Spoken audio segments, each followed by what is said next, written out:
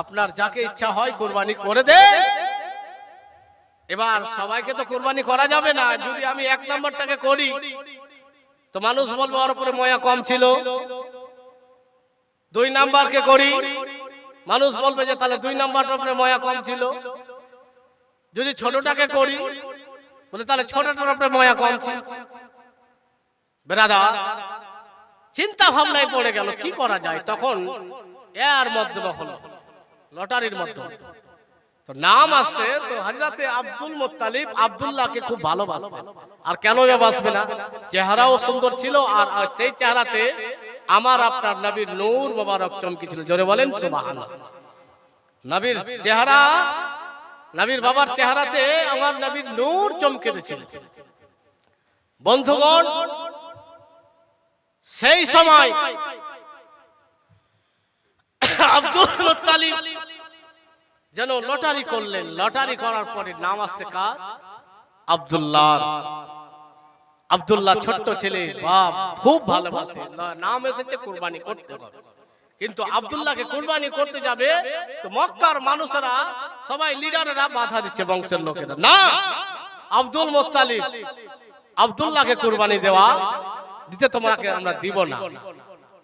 ভাই আমি লটারি করেছি, আব্দুল্লাহরই নাম করেছে, আমাকে আব্দুল্লাহকে কুরবানি করতে হবে। সেই সময়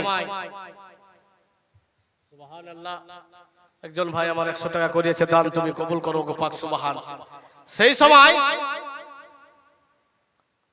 আব্দুল মুত্তালিবের বংশধরের লোকেরা বলছে আব্দুল মুত্তালিব না, আব্দুল্লাহকে আমরা সবাই ভালোবাসি, আব্দুল্লাহকে কুরবানি করতে তোমাকে দিব না। আর আব্দুল মুত্তালিব বলছে না, আমি ওকেই কুরবানি করব যেহেতু তার নাম এসেছে। ভাইজান বন্ধুগণের আমার, মক্কার সমস্ত বয়োজ্যেষ্ঠ লোকেরা বলছেন আব্দুল মুত্তালিব আব্দুল্লাহকে শুধু তুমি নাও, আমরা সবাই আব্দুল্লাহকে ভালোবাসি, আব্দুল্লাহকে মক্কার মেয়েরা পর্যন্ত ভালোবাসে। ও আব্দুল মুত্তালিব, এমন কোন মেয়ে নাই যে আব্দুল্লাহকে পছন্দ করে না, এমন কোন মানুষ নাই যে আব্দুল্লাহকে পছন্দ করে না। আব্দুল্লাহর চলাকে পছন্দ করে, আব্দুল্লাহর বলাকে পছন্দ করে, আব্দুল্লাহর ব্যবহারে সবাই তাকে পছন্দ করে। তাই তোমাকে আব্দুল মুত্তালিব আব্দুল্লাহকে কুরবানি দিতে দেব না। আব্দুল মুত্তালিব বলে ভাইরা তোমরা আমাকে বাধা দিও না। সেই সময় সবাই মিলে আলোচনা করলেন যে কি করা যায়, আব্দুল্লাহকে কেমন করে বাঁচা যায়। বন্ধুগণের আমার, একজন তাওরাত জাবুর ইনজিল কিতাবের হাফিজ ছিলেন। একজন মানুষের নাম সবাই মিলে বলতে লাগলেন, তার কাছে প্রস্তাব নিয়ে যাব আব্দুল্লাহর পরিবর্তে কিছু করা যায় কিনা, আব্দুল্লাহর পরিবর্তে কোনো ব্যবস্থা করা যায় কিনা, আব্দুল্লাহর কুরবানিকে বন্ধ করা যায় কিনা। বেরাদার সবাই মিলে যেন আব্দুল মুত্তালিবকে সঙ্গে করে যেন গেলেন, যেন সেই আলিমের কাছে গেলেন, সেই পণ্ডিতের কাছে গেলেন। পণ্ডিতকে সম্পূর্ণ কথা বর্ণনা করে শোনালেন। বর্ণনা করার পরে সেই পণ্ডিত বলছেন যাও, একদিকে আব্দুল্লাহর নাম রাখবে, একদিকে 10টি উট করবে, এই করে করে লটারি করবে। যতক্ষণ পর্যন্ত উটের নাম আসবে না, উট উঠবে না, তা যতক্ষণ পর্যন্ত উট হবে না, যদি একবারে হয়ে যায় 10টি উট কোরবানি করবে, দুইবারে যদি হয়ে যায় তাহলে 20টি করবে, যদি তার থেকে বেড়ে যায় প্রত্যেকবারে 10টি করে উট বাড়াতে থাকবে। সুবহানাল্লাহ, সুবহানাল্লাহ, 10টি করে উট বাড়াতে থাকবে। যতবারে যে উটের এ আসবে তখন তোমরা আব্দুল্লাহকে নাই ওই উটগুলো কোরবানি করে দিবে। কথা বুঝেছেন? বন্ধুগণের আমার, মক্কার সমস্ত মানুষ মিলে গিয়েছিলেন, মক্কার বড় বড় লিডারেরা গিয়েছিলেন, আব্দুল মুত্তালিবকে সঙ্গে করে সেই মতনই কাজ করলেন। একদিকে আব্দুল্লাহর নাম, আর তার পরিবর্তে 10টি উট লটারি হলো, আব্দুল্লাহর নাম পড়েছে, আর 10টি উট যেন হলো, বাড়ানো হলো, 20টি উট হলো, যেন আবার লটারি হচ্ছে, যেন আব্দুল্লাহর নাম আসছে। এই করতে করতে 100 100 উট এবং একদিকে আব্দুল্লাহর নাম যখন করা হয়েছে, উট যেন উঠেছে, জোরে বলেন সুবহানাল্লাহ। বেরাদার ও বন্ধুগণের আমার, আব্দুল মুত্তালিব বলছে এটা আমি মানি না, কারণ আমি মহান রব্বুল আলামিনের কাছে জনম নাজার করেছিলাম, মিন্নাত করেছিলাম, আব্দুল্লাহ একটা সন্তান কুরবানি করব। আব্দুল্লাহর নাম কুরবানির জন্য উঠেছে। আরো একবার যেন লটারি হলো, 100 উটকে উটের নাম আসলো, বলে আরো একবার করে নাও, যাচাই বাছাই করার জন্য। যেন আমরা হলাম তো বেঁচে গেছি, কিন্তু আব্দুল মুত্তালিব বলছে না, আরো একবার ট্রাই করো, দেখি তো উটের আসছে কিনা। আবার ট্রাই করা হলো, উট 100 উট যে থেমে যে উটেরই আসছে, বলে আরো একবার করে 3 বার ভেরিফাই করার পরে উট আসলো। তো এই মক্কার মানুষরা ভাবলো হয়তো পারে আব্দুল মুত্তালিব 100 উট জবাই করবে না বলে এগুলো বারবার এ করছে, কিন্তু এটা ব্যাপার ছিল না। মক্কার মানুষেরা ভাবলো হয়তো আব্দুল মুত্তালিব এই 100 উট জবাই করবে না বলে এটা করছে, কম উট করার জন্য। কিন্তু আব্দুল মুত্তালিব ওটার জন্য না, আমি আল্লাহর আদেশকে পালন ঠিক হচ্ছে কিনা। মক্কার মানুষেরা বলল আব্দুল মুত্তালিব শুনে নাও, তোমাকে উট নিয়ে চিন্তা করতে হবে না, আমরা উট দিয়ে দিব, জোরে বলেন সুবহানাল্লাহ। ভাইজান বন্ধুগণের আমার, মহান রব্বুল আলামিন তার মহানবী সাল্লাল্লাহু তাআলা আলাইহি ওয়াসাল্লামের পিতাকেই কুরবানি থেকে বাঁচিয়ে নিলেন, নবীর ওসিলায় বাঁচিয়ে নিলেন। ভাইজান বন্ধুগণের আমার, আব্দুল্লাহর পরিবর্তে 100 উট কুরবানি হলো। সেই কুরবানির মাংস দিয়ে সমস্ত মক্কাবাসীকে জাফত করা হলো। আল্লাহুম্মা সাল্লি আলা সাইয়্যিদিনা মাওলানা মুহাম্মাদ ওয়া আলা আলি সাইয়্যিদিনা ওয়া আলা আলি সাইয়্যিদিনা মাওলানা মুহাম্মদ সাল্লাল্লাহু তাআলা আলাইহি ওয়াসাল্লাম। বেরাদার, যে আমরা আজকে যারা স্বামী হয়েছি, মা বোনদের উপর অন্যায় করছি, তাদের জন্য কয়েকটি কথা। স্ত্রীর উপরে ছেলেকে দুধ পান করা ওয়াজিব নাই। একটা মাসলা ভালো করে শুনেন, বাচ্চাকে দুধ পান করা ওয়াজিব না। কেন? যদি কোনো মেয়ে কে যদি তালাক দিয়ে দেয়, পেটে বাচ্চা আছে তালাক দিয়ে দেয়, ধরেন যে 6 মাসের বাচ্চা তার পেটে আছে, তালাক দিয়ে হয়ে গেছে, তো ওই মেয়েটা যতদিন পর্যন্ত বাচ্চা হয়নি ততদিন পর্যন্ত স্বামীর ঘরে, স্বামী তার খরচ বহন স্বামী করবে, যত কিছু লাগবে, যেহেতু তার সন্তান তার গর্ভে আছে, বাচ্চা হবে তার বাড়ি থেকে সে চলে যাবে। তাহলে এখান থেকে কি বোঝা গেল, যদি বাচ্চাকে দুধ পান করা ওয়াজিব থাকতো, তাহলে যতদিন বাচ্চা 2 বছর দুধ পান করাতে হবে, 2.5 বছর, 2 বছর 2.5 বছর দুধ পান করাতে হবে, তাহলে 2 বছর পর্যন্ত তার ইদ্যত থাকতো, 2 বছর পর্যন্ত স্বামীর ঘরে থাকতে হতো। কিন্তু এইখান থেকে স্পষ্ট হচ্ছে যে না, মেয়ে বাচ্চাকে জন্ম দেওয়া পর্যন্ত, বাকিটি তার বাপের দায়িত্ব। নাহলে এখনো দেখে যে বাচ্চা শেষ পর্যন্ত কোথায় যায়, বাপের। আজকে আমার বাবা অসুস্থ আছে, আম্মা অসুস্থ আছে, আমি আমার স্ত্রীকে এটা বলতে পারবো না যে তুমি আমার মাকে, যদি আমার মায়ের পায়খানা সাফ না করো তোমাকে মারবো।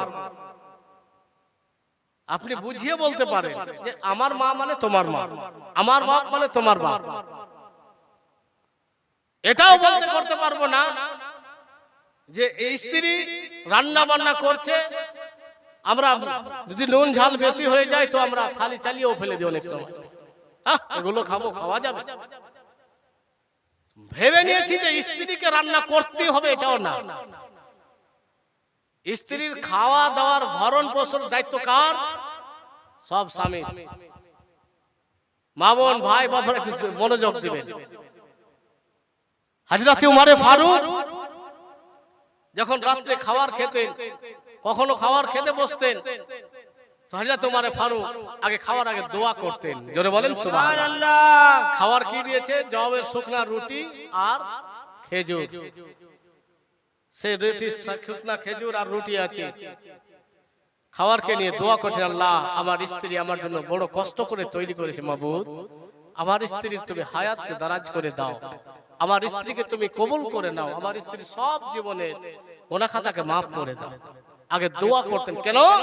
উনি জানতেন যে আমার স্ত্রী আমার জন্য কষ্ট করেছে। আর আজকে আমরা, আমার মা বোন যে কাজগুলো করছে তার মূল্য আমরা দিচ্ছি। আমরা ভেবে আছি যে বাড়ির থালি বাসন মাজা, ভাত রান্না করা কার কাজ? সব মেয়েদের কাজ। না, এটা মেয়েদের কাজ না। মেয়েকে, স্ত্রীকে আপনি বাধ্য করতে পারবেন আপনার কাছে রাখার ক্ষেত্রে, যে আপনি যদি ওকে চাই যে এখন আমার কাছে, তোমার কাছে আসতে হবে, এটা তো পারবেন। কিন্তু রান্নার কাজের দায়িত্ব ওর জন্য ওয়াজিব আছে, এটা না। তো এরকমই কিছু স্বামী আছে যে স্ত্রীকে মারবই, মানে নিয়ত করে লেগে আজকে মারবো। জমিতে হাল বইতে গিয়েছে, রাগারাগি করে গিয়েছে, বাড়িতে বলে যায়নি যে আমার দেরি হবে, লাহারি নিয়ে আসে, মানে রাগারাগি করে আছে, আর মারবো মনে করে গেছে। দেখি মানে এ বলছে আমি বাড়িতে আসার পরে একে পিটবো। মানে রুটি যদি করে তো ভাত চাহাবো, ভাত যদি করে তো রুটি চাহাবো, আর রুটি ভাত দুটাই থাকে তো ছাত্তু চাহাবো, ছাত্তু ভাত সঙ্গে থাকে তো আরো কিছু চাহাবো। মানে বুঝেছে, মানে মারবো, এরকম অনেক ভাই আছে। তো স্ত্রী তো বুঝে গেছে যে আজকে তো বড় মন গরম আছে, স্বামী গিয়েছে, ছোট বাচ্চা ভাত করেছে, রুটি করেছে, এগুলো করছে, আর ওই আখার পাশে ছোট বাচ্চা পায়খানা করে দিয়েছে। আখার পাশে ছোট বাচ্চা পায়খানা করে, এর মধ্যেই হা হা করছে, মানে বল নিয়ে এসে, বল হাল বাহিতে গিয়েছিল, তো বুঝলে যে চলে এসেছে বুধবার বার। তখন তাড়াতাড়ি করে পায়খানা সাফ করার সময় তো পাইনি, তখন ঢাকুন দিয়ে ঢেকে দিয়েছে পায়খানাকে। ঢেকে দিয়ে বলছে ভাত হয়েছে রে? হ্যাঁ। কি খাবে জি? ভাত। না ভাত কি করেছো? কইছে ভাত। কইছে ভাত খাবে না, রুটি। কইছে রুটিও আছে। কইছে না না ভালো নাই, ছাত্তু খাওয়ার মন করছে। ছাত্তু আছে। ভাত চাও তো ভাত খাও, রুটি চাও তো রুটি খাও, ছাত্তু চাও তো ছাত্তু খাও, মুড়ি চাও তো মুড়ি খাও। তখন কইছে মুই ভাতও খাম না, রুটিও খাম না, ছাত্তুও খাম না, মুড়িও খাম না। কি খাবে? তুমি ভাতও খাবে না, রুটি খাবে না, ছাত্তু কি খাবে? যে গু খাও। গু খাবে? তেমনই ঢাকুনটাকে হটিয়ে বলছে খাও। তখনই ঢাকুনটা হটিয়ে বলছে খাও, গু খাবে। ভাই স্ত্রীকে মারতে যে এই মতো করতে যে গু খেও না, গু খেও না, না তো ব্যবস্থা সামনে থাকবে। ওতে কি মেয়েটার দোষ কিছু ছিল? তো বলছিলাম কি, আমার আপনার নবী নিজের স্ত্রীর সঙ্গে সবজিও কেটেছে। জোরে বলেন সুবহানাল্লাহ। নিজের স্ত্রীর কাজে হাতও মানে সাহায্য করেছেন। আজকে যদি আমার কোনো বাপ চাচা ঝাড়ু দেয় গলিতে, তো আমরাই বলে দেবো মাগি ভাড়ু কয় না। কিন্তু এটা সুন্নাতটা কার? নবীর সুন্নাত। জোরে বলেন সুবহানাল্লাহ। আল্লাহর নবী, নূরের নবী গো, আপনি নবী আমার জীবনের জীবন। জোরে বলেন সুবহানাল্লাহ। আপনি নবী আমার জীবন সাথী, অন্ধকার কবরের বাতি, আপনি নবী আমার নির্দুনিয়ার ধন। জোরে বলেন সুবহানাল্লাহ।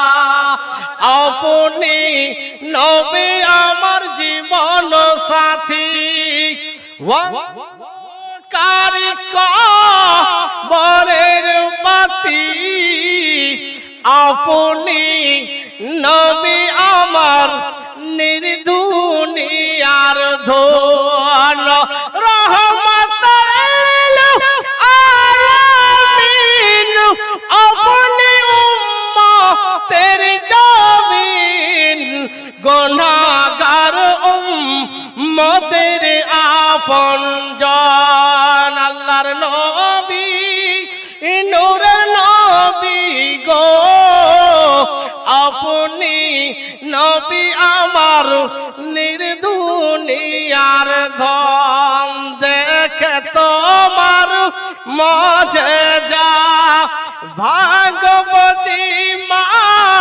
খাদিজা সপে দিল জীবন আর জবান দেখে তোমার মজেজা ভাগবতী মা খাদিজা সপে দিল জীবন আর জবান আর মাল দৌলত যাহা ছিল চরণে সব বিলিয়ে দিল আপনারে বানাইল আপন আল্লাহর নবী নূরের নবী গো আপনি নবী আমার নির্দুনিয়ার ধন দেখিয়া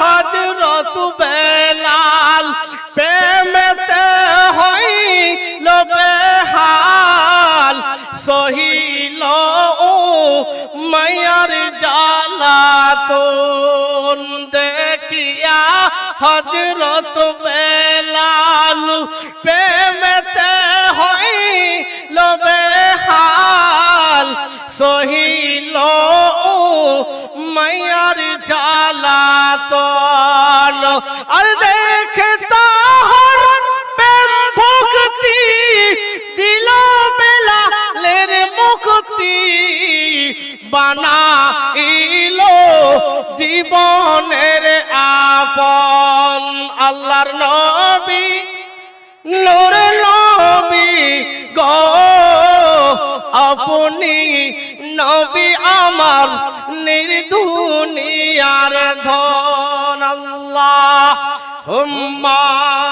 সাল্লি আলা সাইয়্যিদিনা মাওলানা মুহাম্মদ ওয়া আলা আলি সাইয়্যিদিনা ওয়া আলা আলি সাইয়্যিদিনা মাওলানা মুহাম্মদ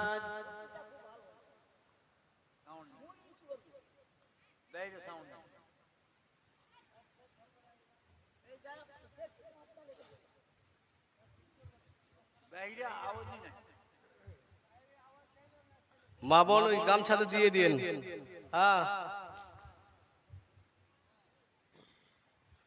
তো যাই হোক বলছিলাম কি যে স্বামী স্ত্রীর কথা না ভাতও খাবো না রুটি খাবো না ছাতু খাবো না কি খাবে গু তেমনি উঠিয়া বলছে খাও এই তো এই অবস্থা